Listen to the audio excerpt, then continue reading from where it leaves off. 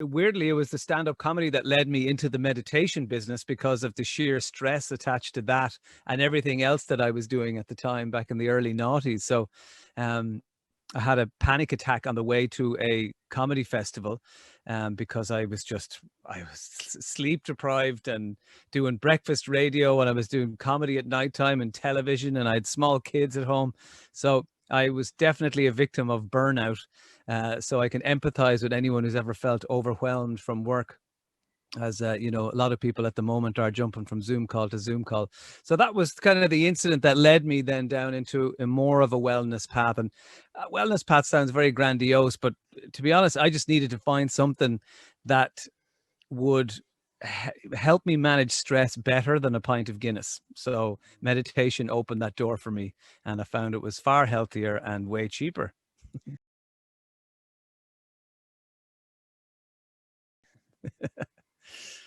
And I heard you speak on another podcast kind of about that, about the panic attack, and about you had an interesting line where you said that alcohol was the only stress management technique or tool that you were aware of at the time. So you really changed your focus from that to meditation, and that was really the door that opened for you, meditation to you.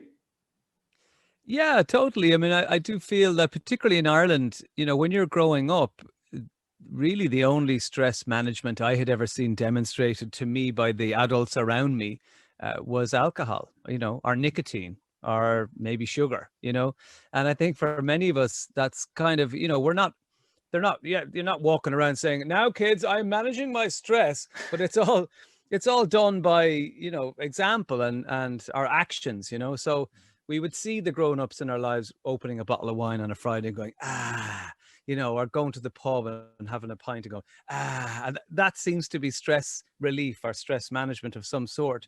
And we kind of pick up on those things when we're younger. So schools are so much better now in terms of dealing with issues like mindfulness and meditation, and just aspects of managing stress and looking after your mental well-being. But for up until even 5 years ago, there was pretty much nothing in school teaching us how to navigate all the challenges that we have. So as an adult, I suppose I was no different to most other people in that I didn't really have anything in my emotional toolbox that I could reach for, that I do now and that I rely on very heavily because I'm still busy and I still like being busy. Um, so, for many people, that's what I try and bring to my teaching, is just make it really accessible, really straightforward. Here's a few techniques you can use so that you don't hit crisis point down the line where, like me, you're having a panic attack on the side of the road outside Kilkenny beside a roundabout. It's not as glamorous as it sounds. Just because we work in a corporate environment doesn't mean that we necessarily need every bit of information delivered to us in a very corporate style. Very formally, I think that our minds are funny, they're weird, and they're unpredictable. And we're human beings, whether we've a shirt and tie on, or our smart work clothes, or whether we're sitting in shorts and a t-shirt. We're all human. So I think if I can deliver any helpful meditation or wellness techniques in the most accessible and fun way, then I think I've more chance of people actually engaging with it. I think it sounds like a great approach, because meditation and mindfulness, there can be a barrier for quite a few people, myself included. I don't want to kind of start that, or where do I start? So I love kind of the approach you're coming at. The way you say it's kind of like you're myth busting as you go, and it's a mix. It's kind of a mix. So it's fun. There's the meditation in there. Tell us a little bit of how that works exactly. Immediately I'm thinking it's a little bit of meditation. There's a few laughs, then there's some meditation. How does it actually work when you put the two of them together?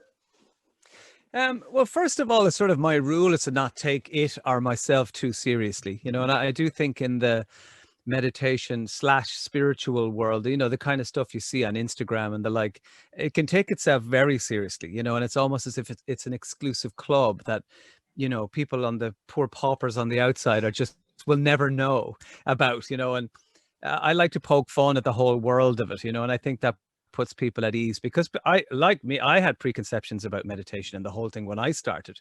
I thought it sounded a bit culty, a bit, was it religious, or did I have to change my behavior? Would I suddenly become no crack? That's another worry that a lot of people have. Am I going to just take myself seriously and just have no crack and never be able to have a pint again? Like, no, not at all. You're going to be enhancing all the good parts of you, the good crack parts of you, but maybe turning the volume down on the more destructive or unhelpful parts of your personality. So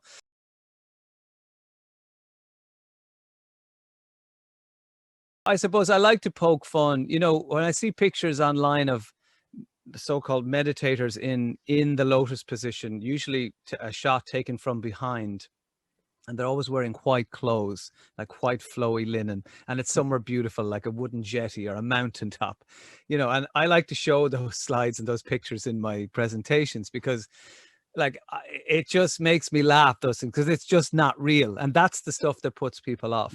That person in the photo is not meditating.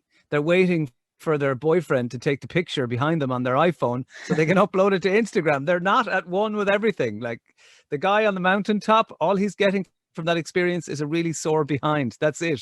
It's way easier just to take a few minutes of stillness on your favorite chair, or sitting up in bed, or at your desk.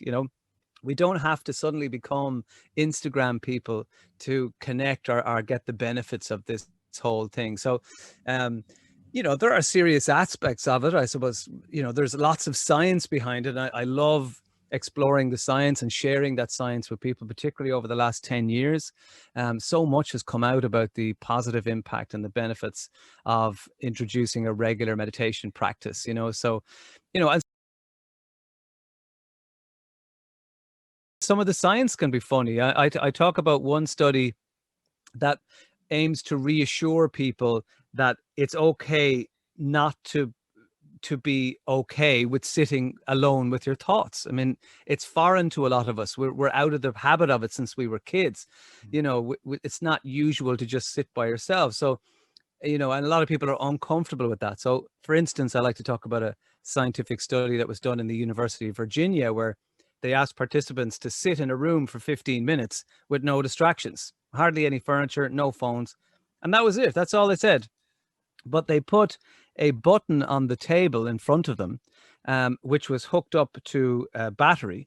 And they said, look, you don't have to press that button. No pressure. But if you want to, during the 15 minutes, it will give you a painful electric shock.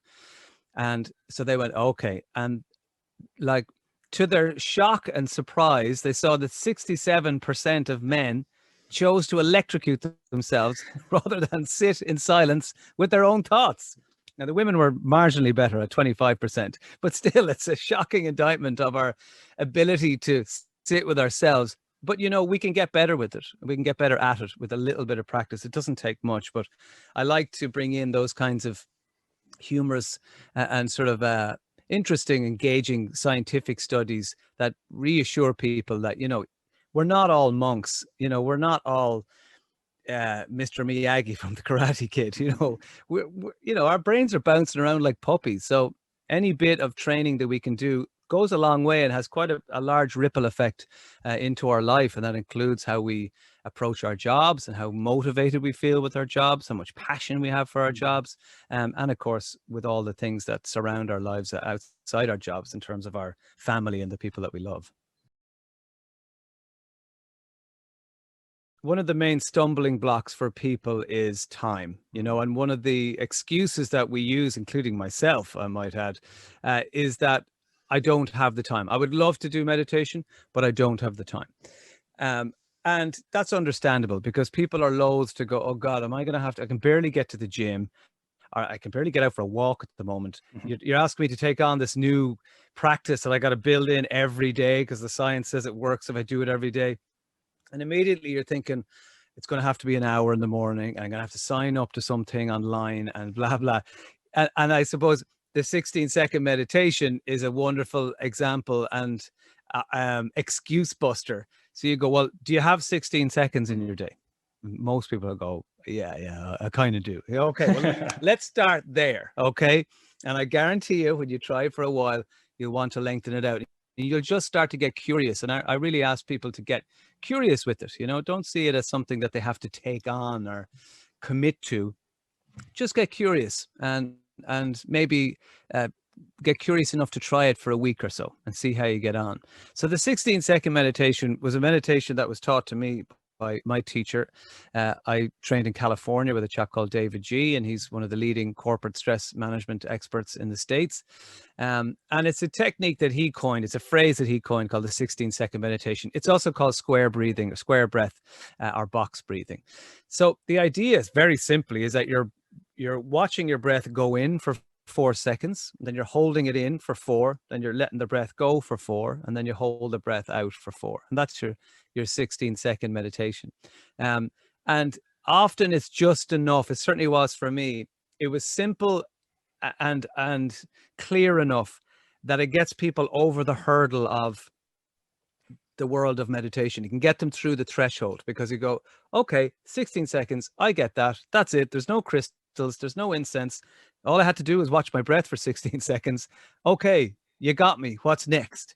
And then you can start to open up the world of guided meditations or the different techniques that you can teach in terms of, it's a bit like music. You can try little bits and see what resonates with you.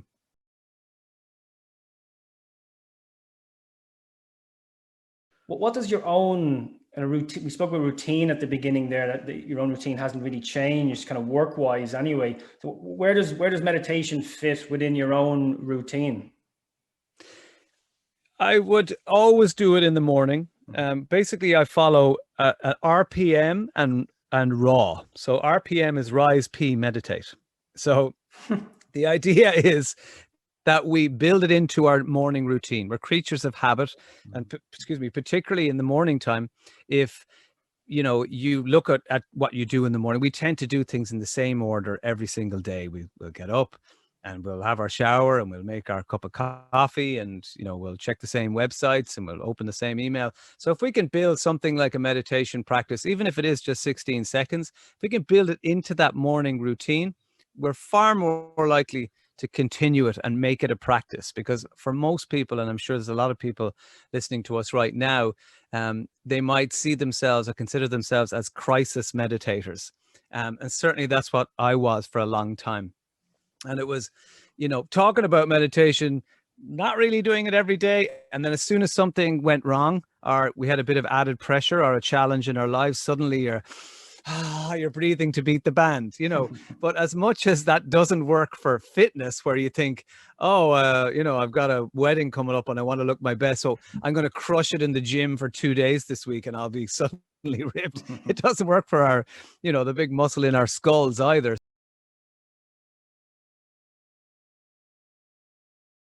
Raw is right after work, RAW, right after work. And that is a nice way of sort of bookending the really mentally active part of your day. So when you leave the office in normal times and get home, or whether it's just closing your laptop in the box room or wherever you happen to be at the moment, and that's just taking a few minutes or even a few seconds just to introduce another meditation, another opportunity to, I see it as a kind of a psychological shower, that you're sort of cleansing all the crap that you picked up throughout the day, on a conscious or unconscious level. So for me, it means that I know, particularly if I'm a little bit wound up or a bit stressed, maybe I've just, gone from meeting to meeting to meeting, and I'm feeling that kind of tired but wired feeling.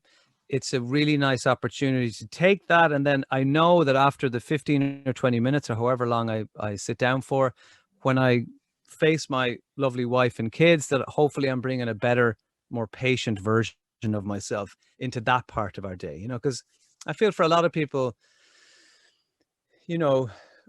we can manage to keep it together quite well in a work setting.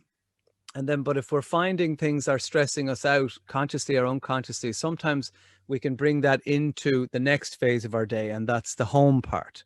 And I know there's a lot of people who talk to me like, oh, I'm really irritable. I'm short-tempered around, my husband or my wife and my kids in the evening, particularly around bedtime when it's a bit hectic. and I just wish I could find a bit more peace and calm at that time of the day. So at work, almost they're, they're on it, their work hat is well and truly on. But it's just that navigating into the home thing where you're tired, there's lots going on, you're suddenly putting on the parental hat. That can be a testing time for people. So, and sometimes if we are a bit short-tempered or snapping at the people that we care about the most, which we tend to do because we're so familiar with them, that can lead to a lot of feelings of guilt or shame, that you're like, oh, why am I this? I can hear myself saying these narky things and I don't want that to be me, So sometimes that after work few moments that you can take can be massively beneficial for your sense of well-being outside of work.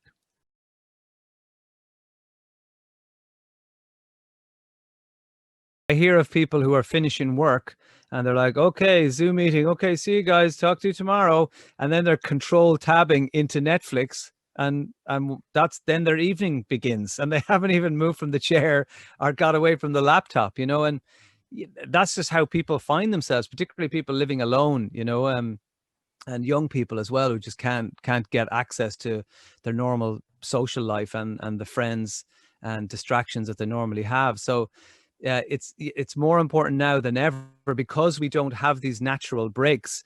For a lot of us, it's the commute, it's the drive in our car. Even if we hate traffic, we're probably listening to an interesting podcast, or listening to Today FM, or chatting to someone on the phone on the way home. There's people cycling, and that clears their head, that journey from work to home. There's people going for a walk, or whatever it is. Because we don't have those normal natural breaks now, we have to artificially create them. And that's what I would always be trying to encourage anyone that I would be teaching, is to try and introduce those couple of minutes, even if it's, just at your laptop and you take 2 minutes of deep breathing. And that's what you do. But we have to introduce those little breaks. Maybe it's just a mindful walk, what is a mindful walk? Very simply, you're getting outside, you're walking, but instead of just thinking about whatever random stuff comes into your head, you're just trying to focus on sounds you can hear around you while you're walking, sounds that are near, sounds that are far away, the sound of the gravel underneath your feet. And then you shift to another sense. So what can you smell in the air? What can you see? What's close? What detail can you see on flowers or trees? What can you see far away? So you're just kind of pivoting between the senses. And even a 5 minutes of that, of a mindful walk at the end of a day where you've been stuck to your laptop in a bedroom or the kitchen, that can be really, really effective.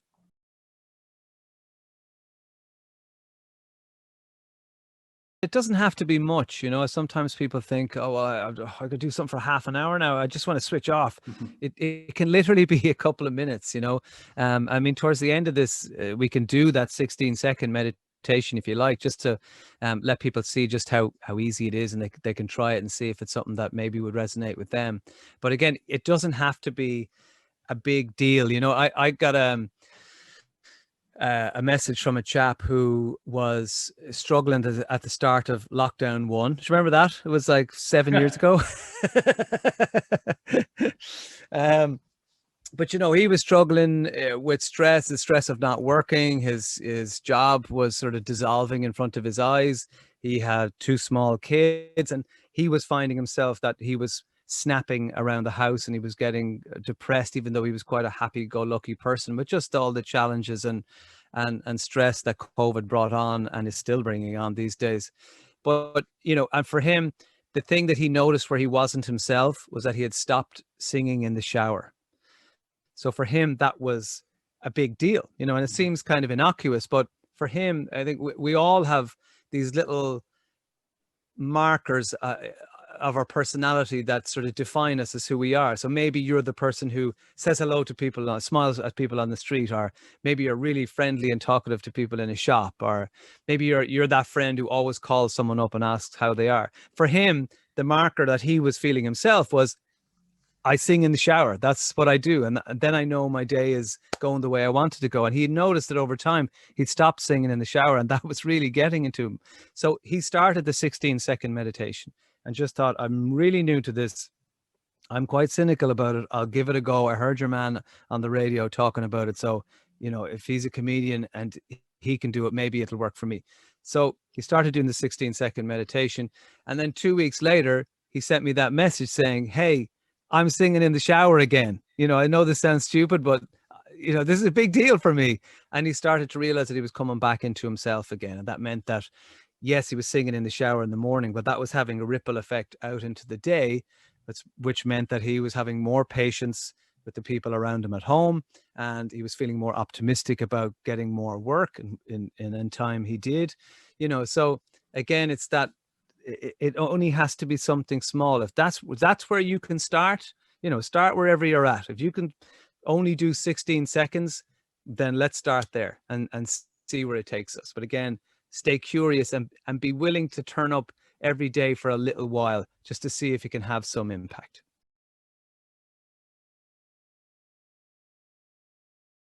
Good stress is stress that doesn't last too long, that has a start, middle, and an end. And we've all experienced it. We've sat driving tests, we've done exams, we've done podcasts, we've had projects in work, we've had deadlines, and we needed the stress response for short periods of time, because we know that once the event is over, we feel like we've accomplished something, and that's how we reach our goals. It's how we hit targets, how we hit deadlines. But the problem arises when that stress is allowed to go unchecked. And I think that that's happening even more at the moment, because we spoke about those natural breaks. A lot of people aren't getting them. So that, the cortisol and adrenaline levels in our systems are staying quite high a lot of the time. And that is affecting our sleep. And then that has a knock-on effect. So, in a nutshell, good stress is short-term stress that has actual feasible benefits, and it is a very impressive physical and biological reaction in our bodies. Bad stress is long-term stress that is allowed to go unchecked. And I like to compare it to a smoke alarm. Wherever your listeners and viewers are sitting right now, I guarantee you there's a smoke alarm near them. Okay. There's probably one very near your head right now. And they're amazing inventions. We need them. And we need them to work when we need them to work. They can literally save our life. But if that alarm is ringing 24/7, it'll start to wear you down. It's like when our neighbors go on holidays and we can hear the house alarm going off, and we saw them put the suitcases in the taxi. We know they're not coming back. And you think, oh God, it's 2 a.m. I hate those people.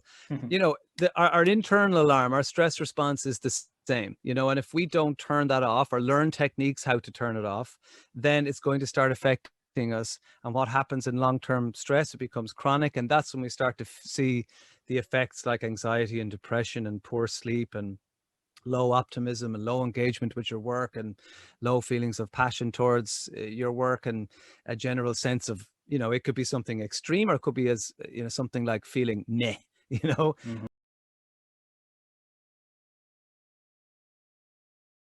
What I like to do is show people the different kinds of stress and actually get them to make friends with short-term stress, because sometimes, one of the symptoms that our stress responses engage is a quickened heartbeat. Our heart is beating a bit faster, and that's because it's pumping more blood around our body and getting more blood to our brain, and, helping us to make better decisions in the moment. Sometimes people can feel their heart racing before maybe a presentation, or, whether that's on Zoom or in person, or a meeting they're about to have, or a conversation they're about to have that they're not quite looking forward to.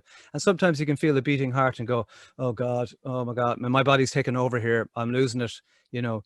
But actually, no, if I am going to do a performance on stage and I don't feel my heart racing, I know I'm in trouble, because that's doing a job. It's pumping blood around quicker. It's going to help me to think quicker, and it means I can think 4 jokes ahead. Whereas if I'm really calm, that's not going to happen, and I'll be struggling.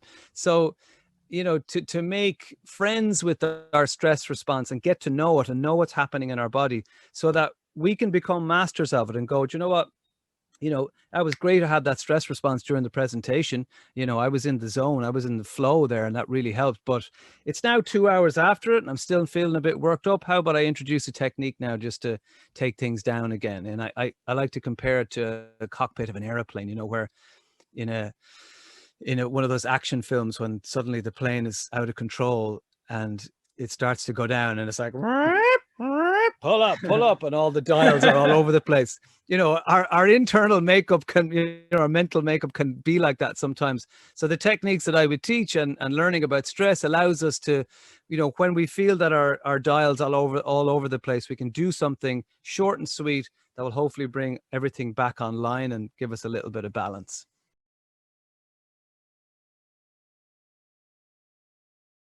You've got a busy role, busy life, busy home life as well. I think it's 3 kids, if I'm not mistaken. How are you managing to dedicate time, or do you, to your own well-being? Now, I know we've touched on the meditation piece. Is there anything else you're doing to look after your own well-being? Yeah, I definitely try and get out into nature. I find that's a big one for me. I can't explain the science of what happens when I go out into nature and why it's so helpful and nurturing for me, but a good walk. I happen to live in a nice place that has lots of nice walks around it, so if I can get out and do that, that's one major wellness box ticked for me. I try and get more sleep. That's always one that is a challenge for me. I tend to faff around a lot in the evening time, so I try and get into bed and try and get to sleep before 10 if I can, but it's hard, particularly when you have children who just never want to go to bed, as many people know. I do enjoy golf when it happens, and I took up skateboarding in in a midlife crisis mode. I call it a midlife celebration. But at the start of lockdown, I had just happened to have bought a skateboard because it was something that I always wanted to do as a kid. I bought one for my son, and I thought, God, I'd love one of them. I'll just give it a go.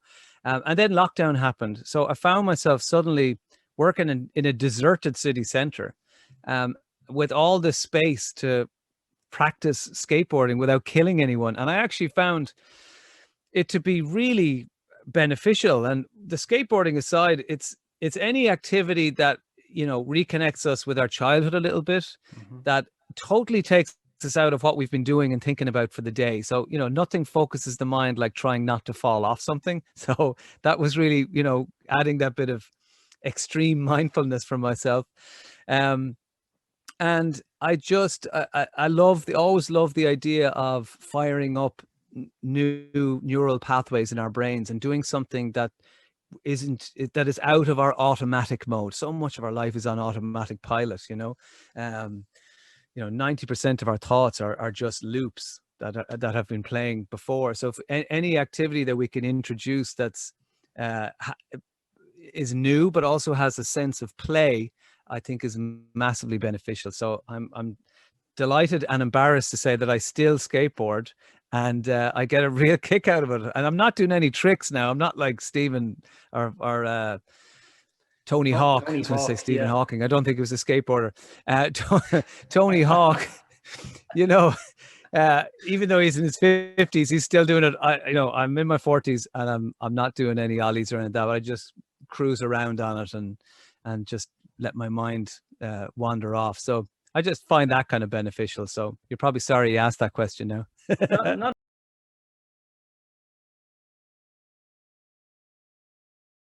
Wherever you are, whether you're standing or sitting, and if it's safe to do so, you can close your eyes.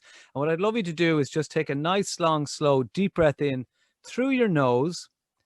And as you breathe in, I'd like you to imagine that the breath is going down into your belly, and you can feel your belly expand as you breathe in, and then fall back down as you breathe out.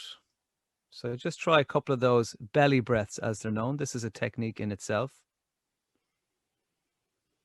So you breathe in through the nose, just hold that breath in your belly for a moment. And if, like me, after a year of lockdown, you've no problem finding your belly, and then gently let that breath go. So we're going to introduce our 16-second technique. And I'll count, so you needn't worry. You can just follow my instruction. So when you're ready, take a nice, long, slow, deep breath in through your nose, down into your belly. 2, 3, 4. Hold that breath in your belly there for another count of 4. Just hold it there. 2, 3, 4. And gently watching that breath leave. So you're just letting the belly drop again, watching the breath go out through your nose or out through your mouth, doesn't matter. 3, 4. Now hold that breath out. Hold it out before you inhale again. 2, 3, 4. Now just breathing normally. And when you're ready, you can gently open your eyes. So that is a 16-second meditation. That's square breath or box breathing. And it's a very, very simple technique that you can use anytime, anywhere. Very effective if you wake up in the middle of the night and you're trying to get back to sleep. It can just switch off your brain long enough that you can get that melatonin rocking again and you can nod off to sleep.